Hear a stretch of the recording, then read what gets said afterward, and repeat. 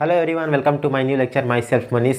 तो यह lecture number 17 है जिसमें हम लोग न्यूक्लियर फिजिक्स पढ़ रहे हैं बीएससी फाइनल ईयर वालों के लिए। ठीक है, तो जो आज का जो टॉपिक रहेगा वो है न्यूक्लियर फोर्सेस। ठीक है, जो भी हम लोग यहाँ पे अभी तक किए हैं न्यूक्लियर वाले चैप्टर में, उसका ये लास्ट लेक्चर होगा। ठीक है, थ्योरी में। उसके बाद एक लेक्चर और रहेगा न्यूमेरिकल वाला, वो जल्दी से करा देंगे।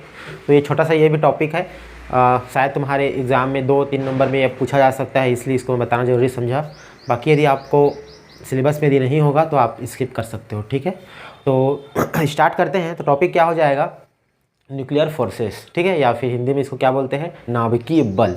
तो क्या होता है नाभिकीय बल? तो जो भी यहाँ पे जो टॉपिक, जो भी यहाँ पे पॉइंट बताऊंगा, ये सब आपको पहले से ही पता होगा। जो भी हम लोग ने अभी तक पढ़ा है ना, उसमें ये सब बार बार आ चुका है। ठीक है, लेकिन यहाँ पे क्या है, एक पर्टिकुलर इस टॉपिक के अंदर जो टॉपिक आएगा, जो पॉइंट आएगा, उसको यहाँ पे डिस्क्राइब कर देंगे। ठीक है, तो देखो नाभिकीय बल क्या होता है, न्यूक्लियर फोर्सेस क्या होता है। तो आप लोग को पता होगा कि जब भी नाभिक बनता है तो नाभिक किन चीज़ों से मिलकर बन रहा है? तो जो न्यूक्लियॉन है, उन न्यूक्लियॉन मतलब प्रोटॉन और न्यूट्रॉन, इन्हीं दोनों मिलकर क्या बना रहे हैं? नाभिक बना रहे हैं।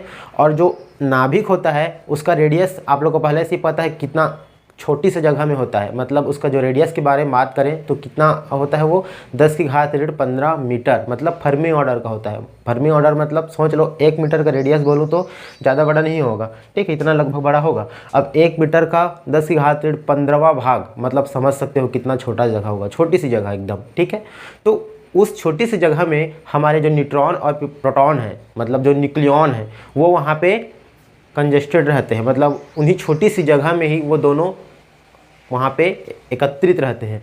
तो अब छोटी सी जगह में बहुत सारे, अब देखो किसी भी एलिमेंट में या फिर किसी भी तत्व में एक न्यूट्रॉन या एक प्रोटॉन तो होंगे नहीं। किसी भी परमाणु में वहाँ पे बहुत सारे न्यूट्रॉन और बहुत सारे प्रोटॉन हो सकते हैं। तो जाहिर सी बात है उस छोटी सी जगह में बहुत सारे न्यूट्रॉन और प्रोटॉन होंगे। तो वो जो न्यूट्रॉन और प्रोटॉन है उस नाभिक के अंदर में कोई ना कोई बल से ही बंधे होंगे, तभी तो इतनी छोटी सी जगह में वहाँ पे न्यूट्रॉन, जबकि क्या है, न्यूट्रॉन उदासीन होता है, मतलब कोई आवेश नहीं होता उसमें। प्रोटॉन क्या है, धन आवेशित होता है। तो बहुत सारे प्रोटॉन है, मतलब बहुत सारे वहाँ पे धन आयन होंगे। तो अब आप लोग को पता है धन आयन और धन आयन एक दूसरे क्या करते हैं? रिपेल करते हैं, मतलब दूर फेंकते हैं, प्रतिकर्षित करते हैं। लेकिन उस छोटी सी जगह में बहुत सारे वहाँ पे धन आयन उपस्थित हैं। मतलब जरूर ऐसा कोई बल लग रहा होगा जो छोटी सी जगह में दो सेम आवेश वाले जो कण है उसको वहाँ पे एकत्रित करके रखे हुए हैं, वहाँ पे एकत्रित करके बंधे हुए हैं। तो वो जो बल लग रहा है उसी को ही यहाँ पे क्या बोलते हैं? नाभिकीय बल होते हैं। तो वो जो बल लग रहा है वो बहुत स्ट्रांग होगा, बहुत ही तीव्र होगा, तभी वो छोटी सी जगह में दो आवेश क्या है वहाँ पे बंधे हुए हैं। ठीक है, तो वो जो बल लग रहा है ना, उसी को ही बोलते हैं नाभिकीय बल, या फिर इंग्लिश में क्या बोलते हैं? Nuclear forces. ठीक है, तो यहाँ पे समझ में आ गया। मतलब यदि न्यूक्लियर फोर्सेस का डेफिनेशन आया तो आप लोग क्या लिखोगे? नाभिक को बनाने वाले न्यूट्रॉन और प्रोटॉन जो नाभिक के अंदर में स्थित होते हैं, छोटी सी जगह में नाभिक के अंदर में स्थित होते हैं, तो वे आपस में एक दूसरे में एक बल के द्वारा बंधे होते हैं जो कि बहुत ही तीव्र होता है। उस बल को क्या बोलते हैं? नाभिकीय बल बोला जाता है। तो आप लोग इसका डेफिनेशन में लिख सकते हो।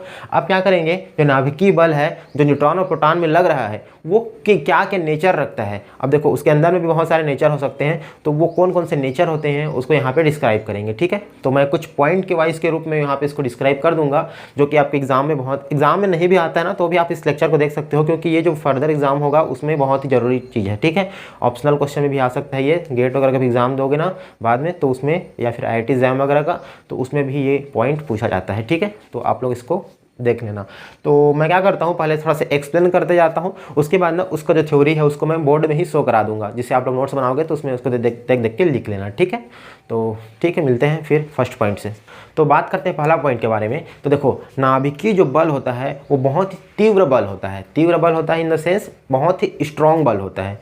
ऐसा क्यों होता है? इसका कारण ये है कि जो न्यूक्लियर जो रिएक्शन होता है, मतलब न्यूट्रॉन और प्रोटॉन मिलकर नाभिक जब बनाते हैं तो उसमें जो ऊर्जा का आदान प्रदान होता है वो किस ऑर्डर का होता है? मेगा इलेक्ट्रॉन वोल्ट का ऑर्डर का होता है। मैं पहले ही जो बाइंडिंग एनर्जी वाला जब बताया था उसमें बताया था कि जो एनर्जी रिलीज होता है वो कितना होता है? मेगा इलेक्ट्रॉन वोल्ट के ऑर्डर का होता है। ठीक है, और लेकिन यदि कंपेयर करें जो रासायनिक अभिक्रिया होती है, जो केमिकल अभिक्रिया होती है, केमिकल रिएक्शन होता है, केमिकल रिएक्शन मतलब जो जैसे कि Na+Cl ये सब मिलकर क्या बनाते हैं? NaCl बनाते हैं। K+Cl KCl बनाते हैं। ठीक है, पोटेशियम क्लोराइड और H2O जैसे कि हाइड्रोजन और ऑक्सीजन मिलकर क्या बनाते हैं? जल, पानी बनाते हैं। ठीक है, तो ये सब अभिक्रिया क्या है? रासायनिक अभिक्रिया है, जो कि आप 12th क्लास में पढ़े होंगे सब। तो उसमें जो एनर्जी रिलीज होता है या फिर उसमें जो ऊर्जा का आदान प्रदान होता है ऊर्जा का जो विनिमय होता है वो कितने ऑर्डर का होता है, तो वो इलेक्ट्रॉन वोल्ट के ऑर्डर का होता है। लेकिन जो यहाँ पे न्यूक्लियर फोर्सेस है, यहाँ पे जो ऊर्जा का आदान प्रदान हो रहा है वो किस ऑर्डर का हो रहा है, तो वो मेगा इलेक्ट्रॉन वोल्ट के ऑर्डर का हो रहा है। मतलब छोटी सी जगह में वहाँ पे बहुत ज़्यादा ऊर्जा क्या हो रहा है, आदान प्रदान हो रहा है। वहाँ पे जो बोल सकते हो नाभिक की जो घनत्व है वो बहुत ही छोटी है, मतलब बहुत ही कम जगह में वहाँ पे अभिक्रिया हो रही है। इसी कारण से जो बल लग रहा है वो क्या बल होता है, बहुत ही तीव्र बल होता है, बहुत ही स्ट्रांग फोर्सेस होता है। ठीक है, तो यहाँ पे आप बोल सकते हो नाभिकीय बल एक तीव्र बल है, मतलब स्ट्रांग फोर्सेस है। इसका कारण यह है कि रासायनिक अभिक्रिया की तुलना में नाभिकीय अभिक्रिया में बहुत ज़्यादा मात्रा में एनर्जी का वहाँ पे आदान प्रदान होता है, जो कि मेगा इलेक्ट्रॉन वोल्ट के ऑर्डर का होता है, जबकि रासायनिक अभिक्रिया में इलेक्ट्रॉन वोल्ट का ऑर्डर का होता है। ठीक है, तो ये आप लोग यहाँ पे पहला पॉइंट बोल सकते हो। एक काम करता हूँ, इसको मैं स्क्रीन पे दिखाता हूँ ताकि आप इसको नोट्स में लिख सको। ठीक है, तो देखो स्क्रीन पे दिख रहा होगा। ठीक है, तो यहाँ मैं जो बोला हूँ ना उसी को यहाँ पे लिख दिया हूँ, आप लोग इसको नोट डाउन कर लेना। ठीक, तो अब बात करते हैं दूसरा पॉइंट की। दूसरा पॉइंट क्या बोल सकते हो कि ये जो यहाँ पे जो बल लग रही है, जो नाभिकीय बल है, नाभिकीय बल मतलब कौन कौन से हो सकती है, या तो प्रोटॉन और प्रोटॉन के बीच में लगेगी। अब देखो एक नाभिक के अंदर में प्रोटॉन और न्यूट्रॉन हो सकते हैं, तो कैसे कैसे बल लग सकता है, या तो प्रोटॉन और प्रोटॉन के बीच में बल लगेगा, या फिर क्या होगा न्यूट्रॉन और न्यूट्रॉन के बीच में बल लगेगा, या फिर क्या हो सकता है एक प्रोटॉन और एक न्यूट्रॉन के बीच में बल लगेगा। ठीक है, समझ में आया, प्रोटॉन प्रोटॉन या फिर न्यूट्रॉन न्यूट्रॉन, या तो प्रोटॉन और न्यूट्रॉन, इनके बीच में बल लगेगा।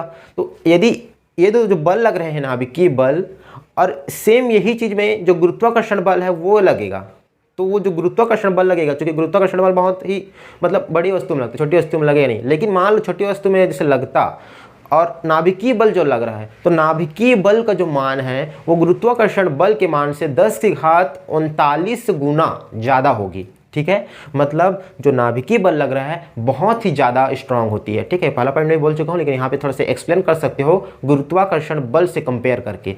गुरुत्वाकर्षण बल मान लो दो वस्तुओं में जब लगती न्यूट्रॉन और प्रोटॉन में, तो उसका जो मान है या फिर उसका जो जितना प्रभाव है वो नाभिकीय बल के प्रभाव का 10⁻39 गुना कम होता। ठीक है, मतलब गुरुत्वाकर्षण कम होता, नाभिकीय बल बहुत ज़्यादा होता है। कितना ज़्यादा होता है, तो 10⁻39 गुना ज़्यादा होगी। ठीक है, तो ये आप लोग यहाँ पे पॉइंट बोल सकते हो। मतलब इसका मतलब क्या है, नाभिकीय जो बल है वो गुरुत्वाकर्षण बल नहीं हो सकता। ठीक है, ये अलग अलग ही फोर्स है। तो यहाँ पे मैं लिख देता हूँ इसको भी, तो आप लोग इसको नोट डाउन कर लेना। ठीक है, तो ये देखो यहाँ पे लिखा हुआ है। ठीक है, क्या लिखा हुआ है, ये बल दो प्रोटॉनों के मध्य अथवा दो न्यूट्रॉनों के मध्य अथवा एक प्रोटॉन व एक न्यूट्रॉन के मध्य लगने वाले गुरुत्वाकर्षण बल की तुलना में लगभग 10⁻39 गुने तीव्र होते हैं। तीव्र होते हैं मतलब स्ट्रांग होते हैं। ठीक है, और अतः यह बल गुरुत्वीय बल नहीं हो सकता। ठीक है, तो ये आप लोग ये पॉइंट लिख सकते हो। तो बात करें तीसरा पॉइंट के बारे में। तीसरा पॉइंट ऐसा बोल सकते हो जैसे गुरुत्वाकर्षण बल के गुरुत्वाकर्षण बल से कंपेयर किए, वैसी सेम आप लोग कूलाम के नियम से भी कंपेयर कर सकते हो। आपने 12th क्लास में या 11th क्लास में पढ़ा होगा, क्या होता है इलेक्ट्रोस्टैट में कूलाम का नियम, दो स्थिर विद्युत जो आवेश बल होते हैं उनके बीच में जो बल लगता है, जैसे गुरुत्वाकर्षण में बल लगता है वैसे ही यहाँ पे जो चार्ज रहते हैं, 2 पॉइंट चार्ज, उनके बीच में बल लगता है। तो जो नाभिकीय बल होता है उसमें प्रोटॉन और न्यूट्रॉन के यदि मैं पॉइंट चार्ज मान लूँ, तो उनके बीच में जो बल लगेगा वो जो उस आवेश में जो बल लगता है इस मतलब कूलाम के नियम में, उससे वो 100 गुना अधिक होगा। जैसे गुरुत्वाकर्षण में क्या हो रहा था, 10⁻39 गुना अधिक हो रहा था जो नाभिकीय बल था, वैसी इस यहाँ पे बात करें इलेक्ट्रोस्टैट में, तो यहाँ पे 100 गुना अधिक होता है। मतलब दो चार्ज हैं उनमें जो बल लग रहा है उसके मुकाबले में जो न्यूक्लियर फोर्सेस हैं वो 100 गुना अधिक तीव्र होते हैं। और दूसरा चीज़ क्या बोल सकते हो, जैसे जो आप लोगों ने पढ़ा होगा सेम आवेश में जैसे जो बल लग रहा है वो क्या होता है इलेक्ट्रोस्टैट में एक दूसरे को रिपेल करते हैं। मतलब एक स्थान पर दो चार्ज सेम आवेश का नहीं रह सकता। लेकिन यहाँ पे क्या हो रहा है न्यूक्लियर फोर्सेस में सेम आवेश का दो या फिर सेम चार्ज का दो कण यहाँ पे उपस्थित है। प्रोटॉन और प्रोटॉन क्या है, सेम चार्ज के होंगे लेकिन यहाँ पे उपस्थित है। तो इसका मतलब ये है कि जो नाभिकीय बल है वो इलेक्ट्रोस्टैट फोर्स नहीं हो सकता, मतलब स्थिर विद्युत बल नहीं हो सकता। तो यहाँ पे क्या समझ में आ रहा है, नाभिकीय बल गुरुत्वाकर्षण बल भी नहीं हो सकता और यहाँ पे नाभिकीय बल जो है स्थिर विद्युत बल भी नहीं हो सकता। ठीक है, और एक पहला पॉइंट तो पता ही है। ठीक है, तो यहाँ पे इसको भी मैं शो कराता हूँ क्या हो जाएगा इसका थ्योरी। तो देख लो थ्योरी कुछ इस टाइप से रहेगा, क्या मैं पढ़ के बता देता हूँ। यह बल कूलाम के नियम द्वारा प्राप्त स्थिर विद्युत बल की तुलना में लगभग 100 गुने तीव्र होते हैं। इसके अतिरिक्त कूलाम के नियम के अनुसार प्रोटॉन व प्रोटॉन मतलब समान प्रकृति के आवेशों के बीच में विद्युत बल की प्रकृति क्या होती है, रिपेल वाला होती है, मतलब प्रतिकर्षणात्मक होती है। ठीक है, जिसके कारण नाभिक में एक से अधिक प्रोटॉन एक साथ नहीं रह पाएंगे। अतः यह बल स्थिर विद्युत बल या फिर इलेक्ट्रोस्टैटिक फोर्स नहीं होते। ठीक है, अब बात करते हैं चौथा पॉइंट की। तो चौथा पॉइंट एकदम इजी सा है। चौथा पॉइंट में क्या बोल सकते हो, जो नाभिकीय बल है वो आप लोग को पता है, जो नाभिक वो क्या है, स्थायी है, स्टेबल है। कोई भी नाभिक अपना स्टेबिलिटी को प्राप्त करना चाहता है, ठीक है, जिसमें जितना ज़्यादा ऊर्जा रिलीज होगा उतना ज़्यादा वो क्या होगा, स्टेबल होगा। जिसकी जितना ज़्यादा बाइंडिंग एनर्जी होगी उतनी ज़्यादा स्टेबल होगा। मतलब कुल मिलाकर ये बोल सकते हैं कि नाभिक क्या है, स्थायी है। तो नाभिक स्थायी है, इसका मतलब क्या है, उसके अंदर में जो प्रोटॉन और न्यूट्रॉन है, या फिर जो प्रोटॉन है, सेम आवेश के दो प्रोटॉन है, उनके बीच में जो बल लग रहा है वो क्या है, संतुलित बल है, तभी वो क्या है, स्थायी है। तो जो प्रोटॉन और प्रोटॉन के बीच में जो बल लग रहा है वो क्या है, वो बल कौन सी है, तो आकर्षणात्मक प्रकृति का है, तभी वो दोनों क्या है वहाँ पे एक छोटी सी जगह में एकत्रित हुए हैं, ठीक है। तो यहाँ पे आप लोग बोल सकते हो नाभिकीय बल क्या है, एक अट्रैक्टिव फोर्स है, मतलब आकर्षणात्मक बल होती है, जो एक दूसरे को वहाँ पे क्या हुए हैं, बांधे रखे हुए हैं, ठीक है। तो ये आप लोग चौथा पॉइंट में बोल सकते हो। मैं यहाँ पे दिखाता हूँ चौथा पॉइंट में, तो क्या हो जाएगा, देखो चौथा पॉइंट, चूंकि नाभिक स्थायी है तथा नाभिक में प्रोटॉन व न्यूट्रॉन एक साथ रहते हैं, अतः यह बल तीव्र आकर्षण प्रकृति के होने चाहिए, अट्रैक्टिव नेचर के यहाँ पे क्या होने चाहिए, जो बल लग रहा है वो होने चाहिए, ठीक है। तो ये आप लोग चौथा पॉइंट में लिख सकते हो। तो अब बात करते हैं पांचवा पॉइंट के बारे में। पांचवा पॉइंट जो है मैं ये पहले बता चुका हूँ बाइंडिंग एनर्जी वाले लेक्चर में, ठीक है, लेकिन यहाँ पे इसको फिर से डिस्क्राइब कर देते हैं। क्या हो जाएगा पांचवा पॉइंट, तो आप लोग ने जब बंधन ऊर्जा का वक्र जब बनाया होगा तो उसमें आपको जब बनाए थे तो मैं बताया था कि जो भारी नाभिक होते हैं, मतलब हल्के नाभिकों को छोड़कर समझ सकते हो, उनमें जो बाइंडिंग एनर्जी जो ग्राफ में देखे थे हम लोग, जो बाइंडिंग एनर्जी प्राप्त हो रहा था प्रति न्यूक्लियन, वो कैसे प्राप्त हो रहा था, औसतन 8 मेगा इलेक्ट्रॉन वोल्ट के आसपास में प्राप्त हो रहा था, ठीक है। याद है आपको कैसे बाइंडिंग एनर्जी ग्राफ बनाता था, तो कुछ ऐसे टाइप का था। फिर यहाँ पे हल्के नाभिकों के लिए थोड़ा सा अनियमितता था, उसके बाद जो भारी नाभिक था उसके लिए कुछ इस टाइप से ग्राफ प्राप्त हो रहा था, ठीक है। मैं इसको बना के थोड़ा बता देता हूँ कैसे प्राप्त था। तो कुछ ऐसे था, फिर यहाँ पे क्या हो रहा था, कुछ ऐसे अनियमितता था हल्के नाभिकों के लिए, फिर उसके बाद भारी नाभिकों के लिए कुछ इस टिप से प्राप्त हो रहा था। तो ये जो पॉइंट है ना, यहाँ से लेकर यहाँ तक, तो यहाँ पे मैं क्या बताया था, जो बाइंडिंग एनर्जी है औसतन कितना मेगा इलेक्ट्रॉन वोल्ट था, तो 8 मेगा इलेक्ट्रॉन वोल्ट के आसपास था। तो आप लोग ने यहाँ पे नोटिस किया था, क्या नोटिस किया था कि जो बाइंडिंग एनर्जी है प्रति न्यूक्लियन वो ए के अनुक्रमानुपाती है, ठीक है। बाइंडिंग एनर्जी जो था प्रति न्यूक्लियन वो क्या था, ए के अनुक्रमानुपाती था। ए के अनुक्रमानुपाती था इन द सेंस जैसे जैसे हम लोग ए का मान बढ़ाते जा रहे थे उसी ऑर्डर में ही क्या हो रहा था, बाइंडिंग एनर्जी पर न्यूक्लियन एक सरल रेखा में बढ़ते जा रहा था। तो इससे ये निष्कर्ष निकाले थे हम लोग कि बाइंडिंग एनर्जी जो है पर न्यूक्लियन वो ए स्क्वायर के अनुक्रमानुपाती नहीं है, ठीक है। ए स्क्वायर के अनुक्रमानुपाती नहीं है, बल्कि किसके अनुक्रमानुपाती है, ए के अनुक्रमानुपाती है। अगर मान लो ऐसा होता, ए स्क्वायर के अनुक्रमानुपाती होता, तो यहाँ पे जो ग्राफ प्राप्त होता वो कैसे प्राप्त होता, एक स्ट्रेट लाइन प्राप्त ना होके कैसे प्राप्त होता, कुछ इस टिप से प्राप्त होता, मतलब ए स्क्वायर के अकॉर्डिंग बढ़ते जाता, ठीक है।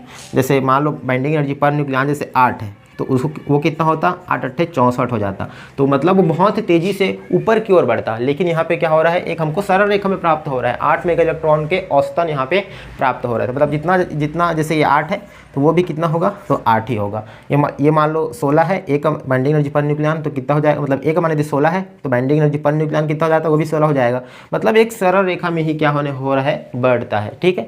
तो ये वाला रूल यहाँ पे फॉलो नहीं होता, बल्कि ये वाला रूल फॉलो होता है। तो इससे हम लोग क्या निष्कर्ष निकाल सकते हैं, बाइंडिंग एनर्जी पर न्यूक्लियन ए के प्रोपोर्शनल है। इसका मतलब ये है कि वहाँ पे जो बल लग रहा है नाभिक के अंदर में, नाभिक में बताया था कुछ इस टाइप से होगा, जैसे इसमें अंदर में क्या होंगे, बहुत सारे यहाँ पे न्यूट्रॉन और प्रोटॉन यहाँ पे एकत्रित रहते हैं, ठीक है। ऐसे करके यहाँ पे मान लो न्यूट्रॉन और प्रोटॉन है, ठीक। तो यहाँ पे जो बल लग रहा है एक नाभिक में, जो एक प्रोटॉन और न्यूट्रॉन है, तो वो क्या होंगे, एक शॉर्ट रेंज फोर्स होते हैं, मतलब लघु परिसर बल होते हैं। लघु परिसर बल होते हैं इन द सेंस क्या बोल सकते हैं कि एक जो न्यूक्लियन है, जैसे ये जो प्रोटॉन है, वो सिर्फ अपने क्या होंगे, जो पड़ोसी न्यूक्लियन है उन्हीं पर ही सिर्फ बल लगा पाएगा, बल्कि पूरे नाभिक में बल नहीं लगा पाता, ठीक है। तो पूरे नाभिक में बल तब लगाता जब ये वाला रूल फॉलो होता है, ए स्क्वायर वाला। उस कंडीशन में फिर जो ना बाइंडिंग एनर्जी है वो एक ऐसा ग्राफ प्राप्त होता है। लेकिन हमको ग्राफ कैसे प्राप्त हो रहा है, तो वो इस टिप से प्राप्त हो रहा है, मतलब यहाँ पे क्या है, वो ए के अनुक्रमानुपाती है। तो ए के अनुक्रमानुपाती है, इससे निष्कर्ष से निकाल सकते हैं कि जैसे एक न्यूक्लियन जो है ना, ये सिर्फ अपने पड़ोसी जो न्यूक्लियन है उसी पर ही क्या होता है, बल लगा पाता है, बाकी से उसका कोई मतलब रहता नहीं है, ठीक है। तो ये सिर्फ अपने जो पड़ोसी न्यूक्लियन है, पड़ोसी मतलब उसके जो आसपास में जो न्यूक्लियन है, सिर्फ उन्हीं पर ही बल लगा पाता है, पूरे नाभिक में बल नहीं लगा पाता। जैसे इसके बारे में बात करें तो ये सिर्फ इसमें बस बल लगा पाएगा, ठीक है, ये ऐसा।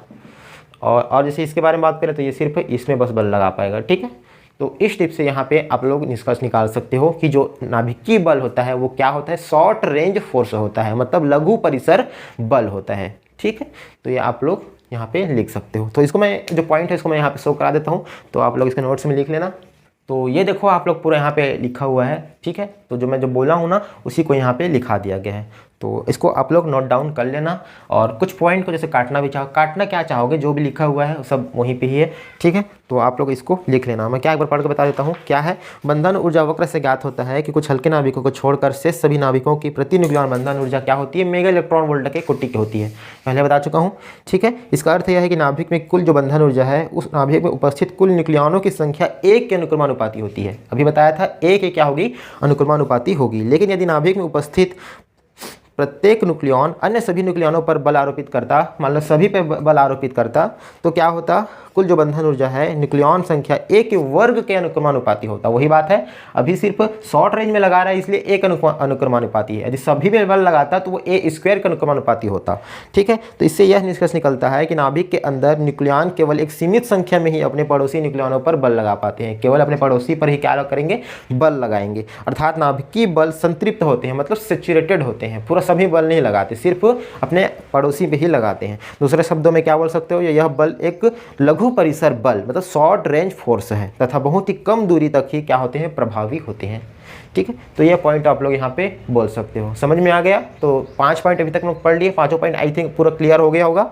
तो अब बात करते हैं 7वां पॉइंट के बारे में। 7वां पॉइंट एकदम इंपॉर्टेंट पॉइंट है। तो आप लोग को पता होगा, जैसे जो हल्के नाभिक होते हैं या फिर जो बीच के नाभिक होते हैं, मतलब भारी नाभिकों को छोड़ दो, ठीक है। तो हल्के नाभिक और जो बीच के नाभिक होते हैं उनमें आप लोग ने नोटिस किया होगा, क्या नोटिस किया होगा कि जो परमाणु द्रव्यमान होता है या फिर परमाणु भार होता है, द्रव्यमान संख्या होता है ए, वो क्या होता है, प्रोटॉनों की संख्या और न्यूट्रॉनों की संख्या इन दोनों के बराबर होती है। मतलब जैसे कोई भी एक परमाणु हो गया, उसका परमाणु क्रमांक कितना है, 8 है जैसे कि, ठीक है। तो उसका परमाणु भार लिखेंगे तो क्या होता है, वो 16 होता है। मतलब जो परमाणु क्रमांक है उसका वो 2 गुना होता है, क्योंकि उनमें न्यूट्रॉन और प्रोटॉनों की संख्या एक समान होती है, इसीलिए उनका जो योग है वो जो परमाणु क्रमांक है उसके बराबर आता है, मतलब उसके 2 गुना के बराबर आता है। जैसे कि अपना बात करें कैल्शियम का, तो कैल्शियम का परमाणु क्रमांक कितना होता है, 20 होता है। उसका परमाणु भार के बारे में बात करें तो 40 होता है। 40 क्यों होता है, 2 गुना क्यों होता है, क्योंकि इनमें प्रोटॉन और न्यूट्रॉनों की संख्या लगभग समान होती है, इसीलिए वहाँ पे क्या होता है, 2 गुना होता है।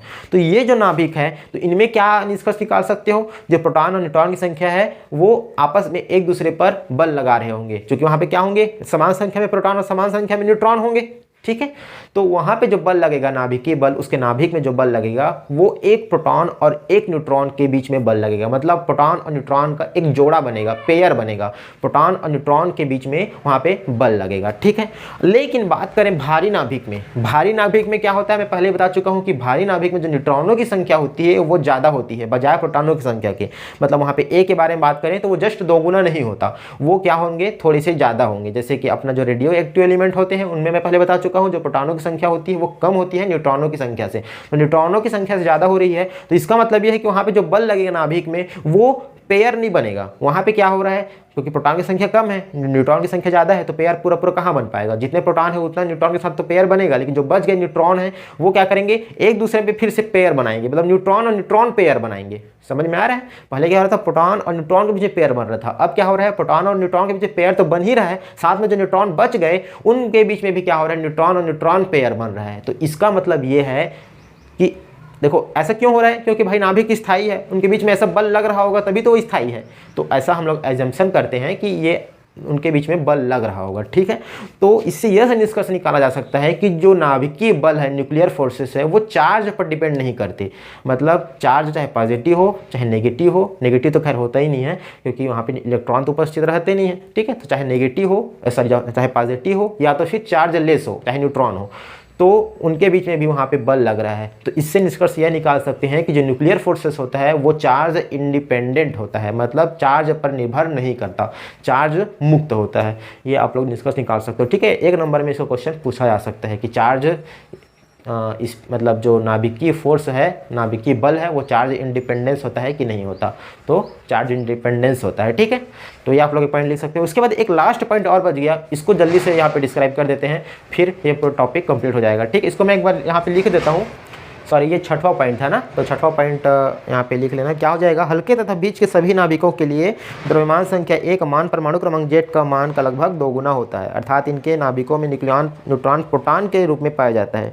ठीक है, उसके बाद न्यूट्रॉन प्रोटॉन के बीच में तीव्र आकर्षण बल लगना चाहिए। ठीक है, ये तो बात बोल चुका हूँ। इसके अतिरिक्त चूंकि भारी नाभिकों में क्या होता है, न्यूट्रॉनों की संख्या प्रोटॉनों की संख्या की अपेक्षा अधिक होती है, तो इनके बीच में क्या होगा, न्यूट्रॉन और न्यूट्रॉन के बीच में भी तीव्र आकर्षण बल लगना चाहिए। ठीक है, इससे निष्कर्ष निकलता है कि नाभिकीय बल आवेश पर निर्भर नहीं करते, चार्ज क्या होते हैं, इंडिपेंडेंट होते हैं।